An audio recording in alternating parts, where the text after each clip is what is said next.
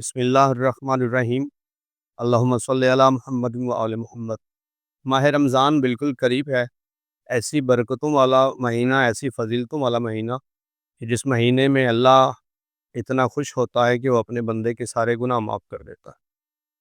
تو اس برکتوں والے مہینے کے بالکل ابتدا میں، بلکہ پہلی رات کے جو اعمال ہیں وہ سیکھیں بھی اور اپنے بچوں کو سکھائیں، اور پہلی رات جو اعمال ہیں جو روایات میں ملتے ہیں، آئے ہم انہیں سیکھتے بھی ہیں، انہیں سمجھتے بھی ہیں۔ سب سے پہلے اس رات بیوی کے ساتھ جمع کریں۔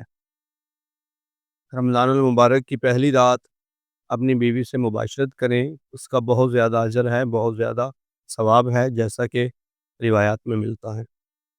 اس کے بعد اس رات کو غسل کریں۔ اس رات غسل جو انسان کرے گا اس کے گناہ معاف ہوں گے، اور روایت ہے امام جعفر صادق علیہ السلام سے کہ جو اس رات جمع کرے گا، اس رات غسل کرے گا، تو اللہ ایسا کرم کرے گا کہ سارا سال اگلے رمضان تک وہ خارش کی بیماری سے محفوظ رہے گا۔ اسے سارا سال خارش نہیں ہوگی، وہ بالکل الرجی سے، خارش سے محفوظ رہے گا، میرے مولا کا فرمان۔ اس کے بعد ہے جاری پانی سے غسل کریں۔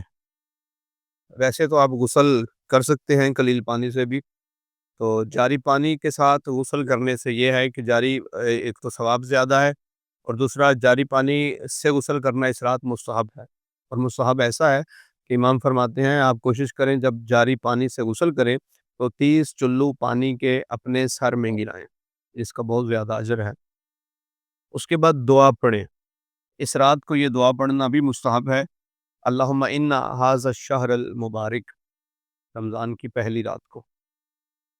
اس کے بعد 2 رکعت نماز پڑھیں، اور 2 رکعت نماز اس رات کو اس انداز سے پڑھیں کہ پہلی رکعت میں سورہ الحمد اور سورہ انعام پڑھیں، اور دوسری رکعت میں بھی سورہ الحمد اور سورہ انعام پڑھیں۔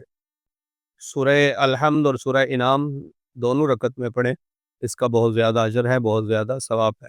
کوشش کریں اپنے رمضان کی شروعات ہی ایسے کریں، اپنے رب کو راضی کریں، ائمہ اہل بیت کو راضی کریں۔ خداوند عالم ہم سب کو توفیق دے کہ ہم مذہب اہل بیت پہ عمل کریں اور اس کو سمجھیں اور اسے امانتاً اپنی نسلوں تک پہنچائیں۔ والسلام۔ اللہم صلی علی محمد و آل محمد۔